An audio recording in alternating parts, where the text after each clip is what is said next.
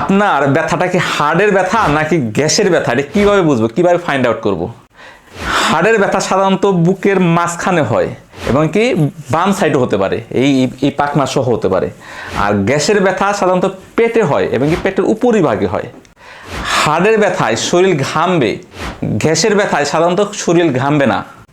হাড়ের ব্যথা আপনার শ্বাস প্রশ্বাসের সাথে শ্বাস প্রশ্বাসটা বন্ধ হওয়ার মতো থাকবে, কিন্তু গ্যাসের ব্যথায় শ্বাস প্রশ্বাস বন্ধ হওয়ার মতো উপকরণ হবে না। হাড়ের ব্যথা সিঁড়ি বাইয়ে উঠলে বাড়বে, গ্যাসের ব্যথা সিঁড়ি বাইয়ে উঠলে বাড়বে না। হাড়ের ব্যথায় সাধারণত গ্যাস্ট্রিকের ওষুধ আমরা যে খাই, পিপিআই বা অ্যান্টিসিড জাতীয় এই ধরনের গ্যাস্ট্রিকের ওষুধ খাইলে কমবে না। গ্যাস্ট্রিকের ব্যথা বা গ্যাসের ব্যথার মধ্যে এটা কমবে। হাড়ের ব্যথা প্রচণ্ড চাপ ও তীক্ষ্ণ হবে, কিন্তু গ্যাসের ব্যথা প্রচণ্ড চাপ হবে না। হাড়ের ব্যথা বিশ্রাম নিলে একটু আরাম বোধ হবে, কিন্তু গ্যাসের ব্যথা বিশ্রামের সাথে কোনো সম্পর্ক নেই।